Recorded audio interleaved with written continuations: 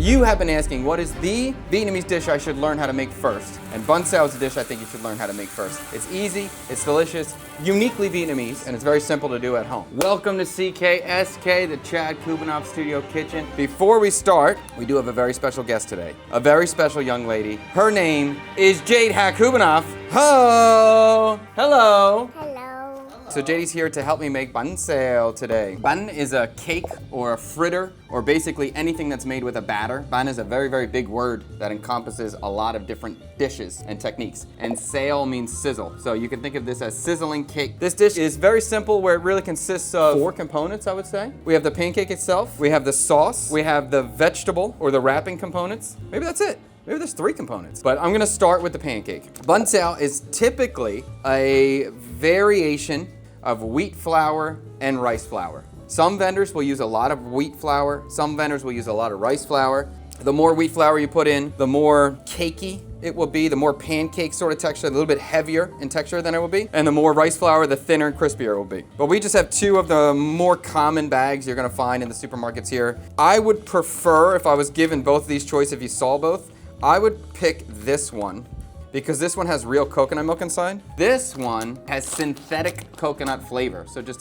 not real coconut milk, really. But really, it's no stress. It's not gonna be a big deal. Dad, Okay. Can I help you now? Yes, you can help me, girl. This is the perfect time. This is right when I need your help. The only thing we're gonna kind of do a little test today is you're gonna hear a lot of Vietnamese aunties. They'll talk about using beer instead of water for the mixture. They'll say it'll make it more crispy. And you also hear people saying use coconut milk instead of water to just give a better flavor. The one that has the coconut milk included, we're gonna mix that as is with water. Half of this bag we're gonna do with beer, and the other half of the bag we're gonna do with coconut milk. So we're gonna have 3 different batters. We're gonna try all of them. First, we're gonna make the batter.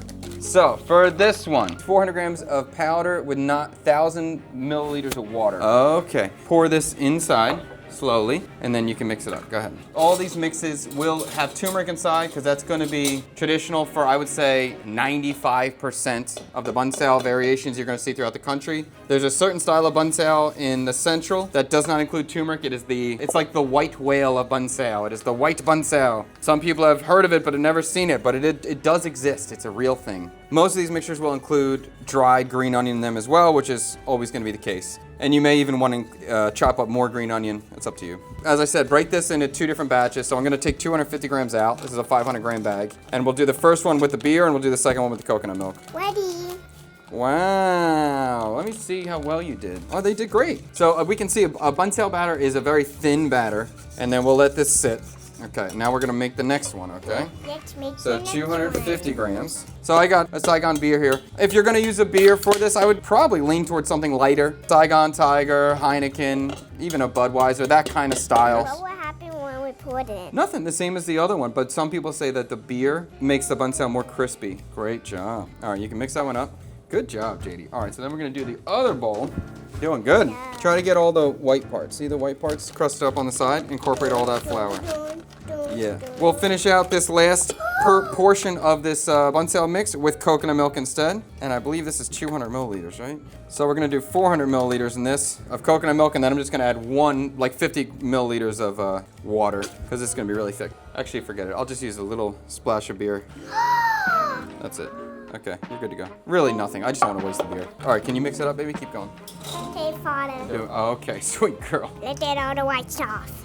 Okay, so great. Batters are good. We're gonna put these to the side. We'll let them hang out, and that was the goal. The next thing is our filling, our protein for the pancake or for the banh xao. But there's always gonna be some sort of main protein or main filling. It's gonna be a mixture of pork and shrimp. Typically that's gonna be a pork belly. Today I just wanted to use ground pork because I wanted to show you how simple it could be. I just really want to emphasize that the protein could be anything. The filling could be anything. It can be whatever you want. You could cook these just as is, but we're gonna marinate them because that would be traditionally what I would see. And the marination for me is going to be a little bit of fish sauce in both. The seasoning here is not that crucial. We don't need to nail the seasoning because we will be dipping in a sauce, but we're just trying to get a little bit of a head start. Salt?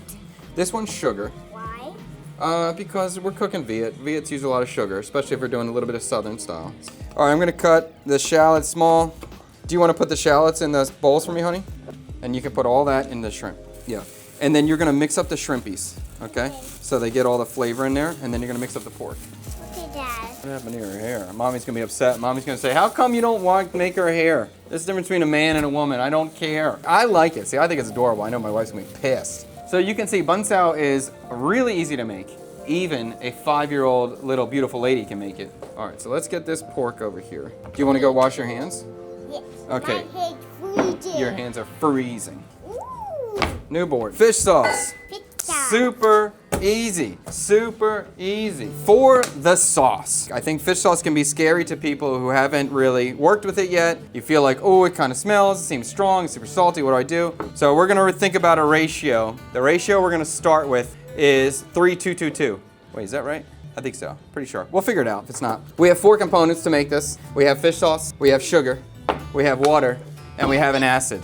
So we're gonna use rice vinegar here. And that literally means take any container you have, take anything. It doesn't matter what you pick up, you just need to fill it up. So I'm gonna use this little cup and we're gonna fill this up 1 time. Hi, Mom. Oh, the crew's here. The crew is here. And now we're gonna take the same container and we're gonna measure 2 sugar. Fill it all the way up. It's gotta be all the way up because the vinegar we filled all the way up.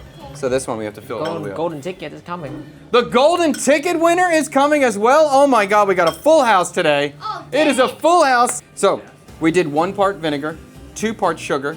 We're gonna do 2 parts fish sauce now. Yeah, 2 parts. Okay? At the same cup. Yeah. Whoa, great job. I'm surprised. Good job. No spillover. Okay. So 3-2-2-1. And the number 3 is gonna be the water because that's the least powerful, so we're gonna put the most amount of water in. I'm gonna get you a fork, honey, okay? We're gonna mix that up. JD is such a chef. Cleaned the cutting board, then tasted the sauce. Did you taste the sauce? How did the sauce taste? So this ratio of 3-2-2-1, this is just a good place to start. You know, from here we're gonna season it. You can take it in a different direction. 3-2-2-1 on your fish sauce. Yeah, it's not interesting.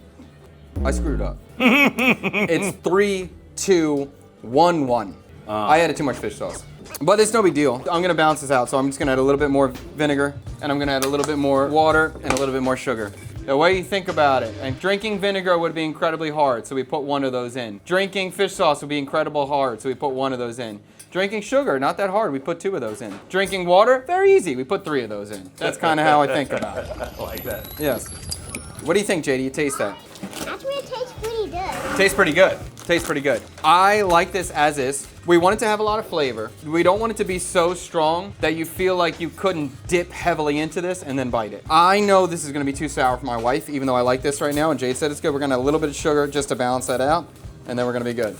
Oh, boy. I'm gonna put garlic in this. The chili I'm gonna reserve for later, and we'll put that in each person's bowl as they want. This fish sauce now, in this format, could be put in the refrigerator and kept in there for months. You could make a batch of this dipping fish sauce 1 time and make a half a year's worth and just leave it in the refrigerator. Okay, fish sauce is made.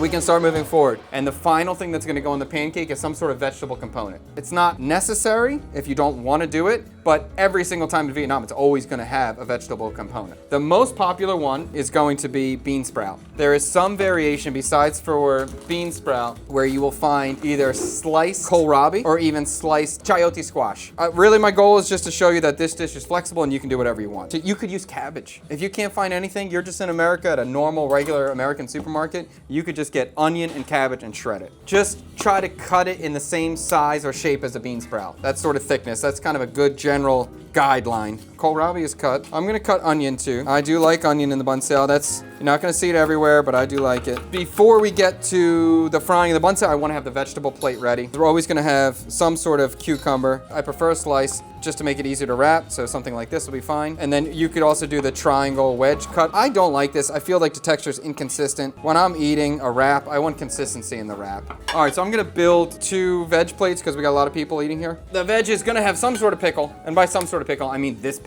Sanctuary plate. He keeps pulling more and more pickles out of that jar and it never gets any lower. It's packed in there.